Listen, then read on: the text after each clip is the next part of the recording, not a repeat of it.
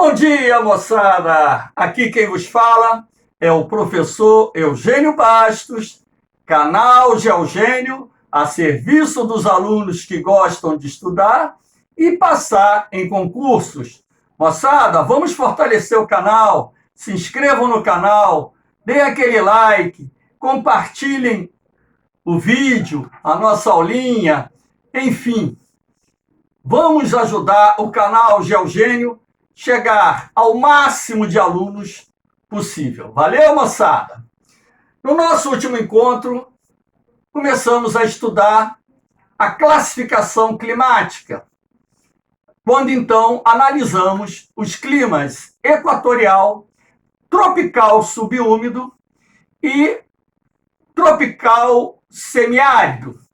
E no nosso encontro de hoje, nós iniciaremos falando sobre o clima tropical litorâneo, essa faixa verde que se estende do litoral oriental do Rio Grande do Norte até o litoral sul de São Paulo.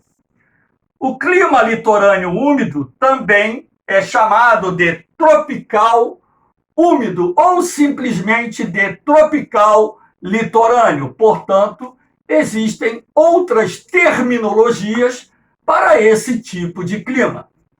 Vamos ver aqui as suas características. Temos aqui o climograma da cidade de Salvador, a capital da Bahia.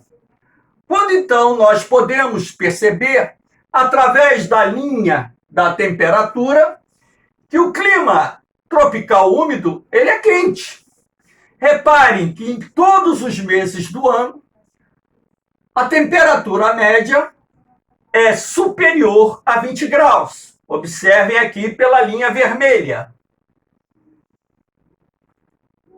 E observem que a amplitude térmica anual, que é a diferença da temperatura média mensal do mês mais quente para a temperatura média mensal do mês menos quente, não é grande. No caso do clima litorâneo ou tropical úmido, essa amplitude térmica fica aí em torno de 5 graus. Esse clima apresenta chuvas concentradas no outono e no inverno. A estação chuvosa, na verdade, começa lá no mês de março, estendendo-se até por volta do mês de agosto. Na primavera e no verão chove, mas nem tanto como no outono e no inverno. Mas, professor, por que as chuvas estão concentradas no outono e no inverno? Moçada, as chuvas se concentram no outono e no inverno lá no litoral oriental da região Nordeste. Esse climograma é da cidade de Salvador.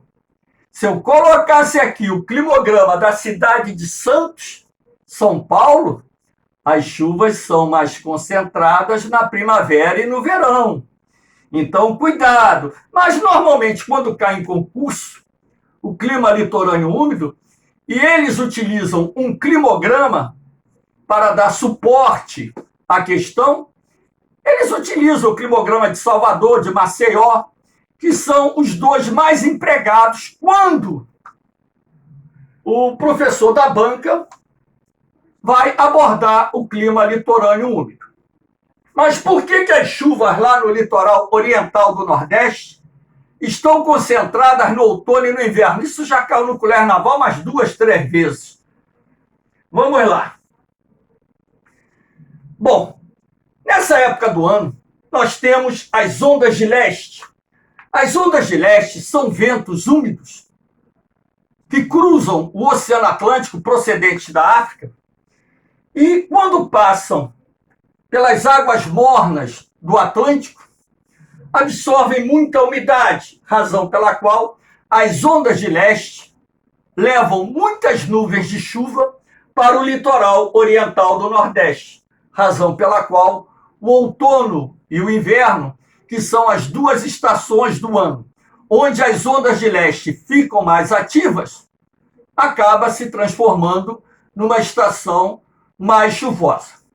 Há de se destacar também que parte dessas chuvas que ocorrem lá no outono e no inverno resultam dos sistemas frontais derivados do encontro dos ventos frios e úmidos da massa polar atlântica, que no seu ramo oriental avança pelo litoral brasileiro, podendo chegar ao litoral oriental do Nordeste, com os ventos quentes e úmidos da massa tropical atlântica, razão pela qual também parte das chuvas que ocorrem no litoral oriental do Nordeste resultam dos sistemas frontais derivados do encontro da MPA, massa polar atlântica, com os ventos da MTA, a massa tropical atlântica.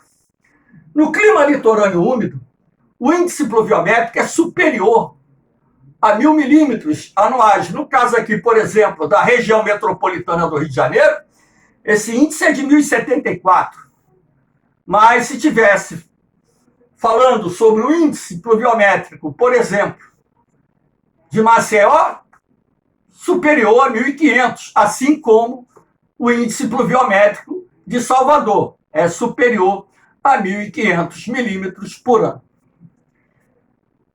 O outro tipo de clima é o subtropical. Vamos lá.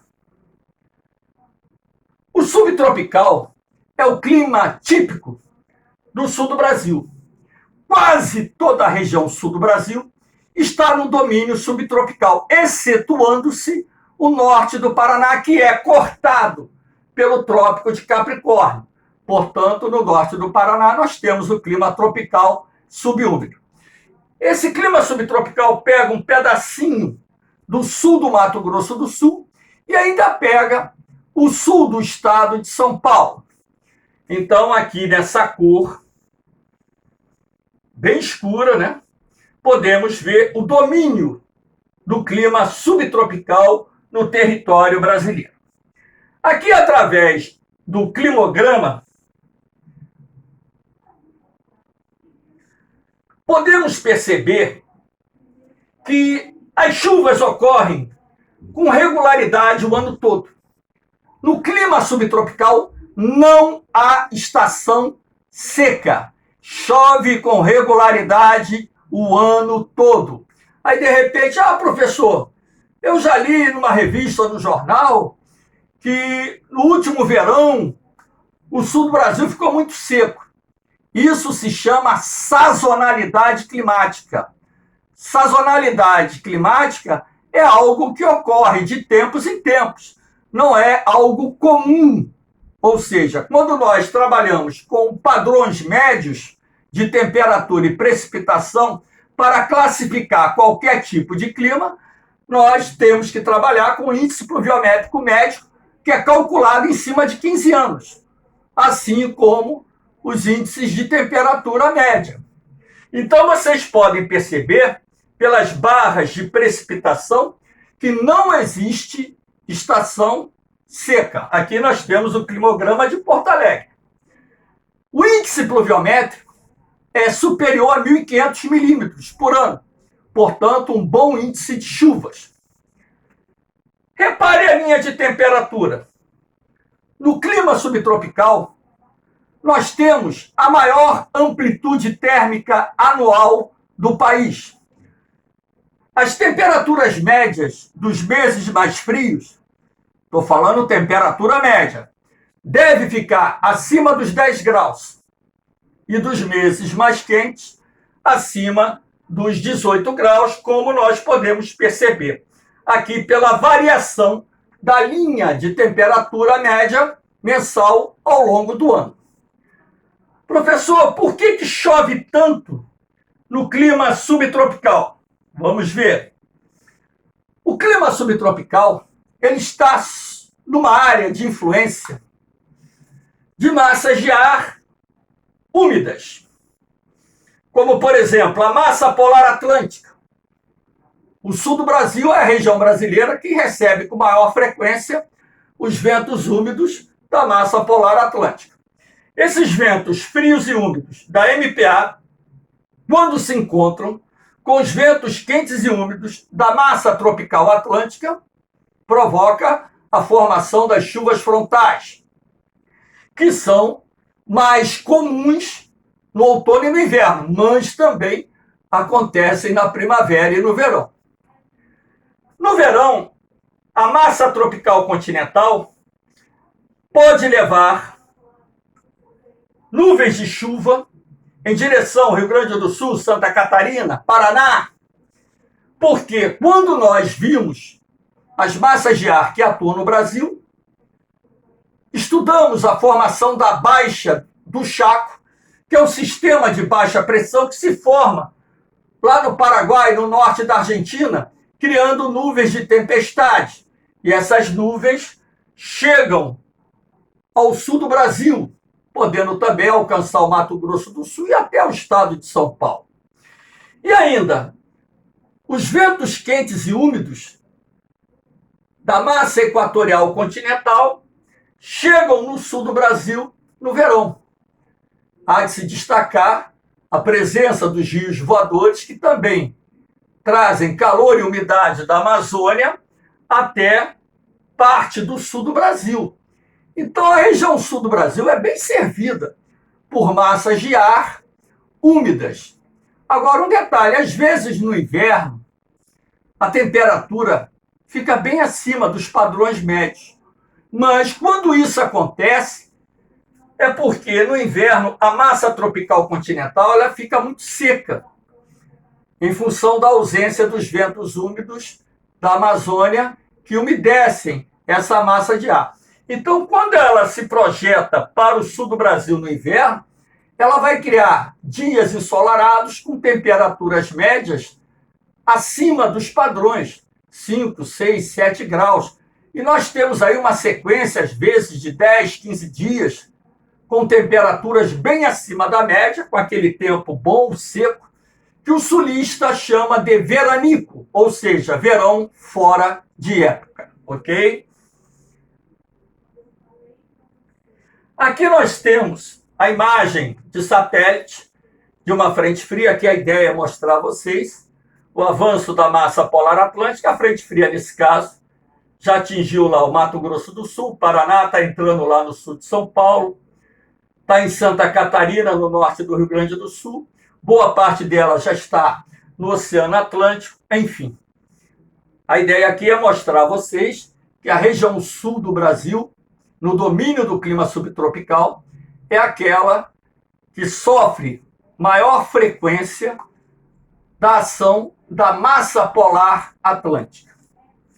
Aqui nessa imagem, a ideia é mostrar que o sul do Brasil é a região brasileira mais exposta ao fenômeno da geada. Nós temos aqui, inclusive, o pinheiro do Paraná, que é a árvore símbolo da Mata das Araucárias. Olha aqui ele aqui, bonitinho. E repare que a relva está branquinha, porque essa região foi submetida à precipitação da geada. A geada, na verdade, é uma precipitação indireta que ocorre quando o orvalho se congela, quando entra em contato com uma superfície com temperatura no ponto de congelamento da água. E aqui nós temos a imagem de uma área localizada na Serra Catarinense, onde o telhado está coberto de neve, em função também das serras do Rio Grande do Sul, Santa Catarina e do Paraná serem expostas à precipitação de neve, que não é comum no Brasil. Em média, ocorrem de 5 a 8 precipitações de neve em nosso país. A geada é mais comum. A geada, inclusive, dependendo da sua intensidade, pode provocar sérios prejuízos aos produtores rurais. Aqui nós temos o clima tropical de altitude. Vamos mostrar lá no mapinha. Subindo aqui. O clima tropical de altitude é típico das áreas serranas e trechos elevados dos planaltos localizados principalmente na região sudeste. Olha o que eu disse, principalmente na região sudeste. Então, quando se falar em clima tropical de altitude, pense logo nas áreas serranas e trechos elevados dos planaltos localizados aqui na nossa região sudeste. Aqui nós temos o climograma de Belo Horizonte, que é uma cidade que apresenta esse domínio climático. Então você vai perceber o seguinte, que o clima tropical de altitude, ele tem um padrão de distribuição de chuvas semelhante ao clima tropical subúmido, ou seja, o verão é chuvoso e o inverno é seco. Reparem aqui, ó.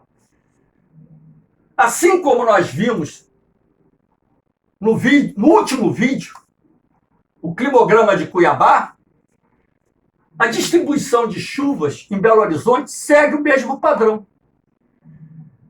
A diferença do tropical de altitude está na temperatura média, porque em função da altitude, o verão não é tão quente e o inverno pode ser considerado um pouquinho frio, dependendo da altitude, até bem frio. Se pegasse, por exemplo, Campos do Jordão, em São Paulo, que se encontra a mais de 1.600 metros acima do nível do mar, no inverno lá chega a ter registros de temperaturas negativas, inclusive com a ocorrência da geada. O índice pluviométrico do tropical de altitude segue os padrões do tropical subúmido, ou seja, é um índice pluviométrico superior a 1.000 milímetros por ano. Então, moçada, aí nós encerramos a classificação climática do Brasil de uma forma bem simples, bem objetiva, de maneira que vocês, tanto alunos do ensino fundamental como do ensino médio, possam entender. Moçada, vamos fortalecer o canal, vamos dar o like, vamos se inscrever no canal, vamos compartilhar o vídeo e vamos comentar o vídeo. Se tiver alguma dúvida, pergunte, que eu vou lá e respondo. Valeu, moçada? Um beijão no coração de vocês. Não se esqueçam, canal Geogênio, a serviço dos alunos que gostam de estudar e passar em concursos. Daqui a pouco eu volto. Fui!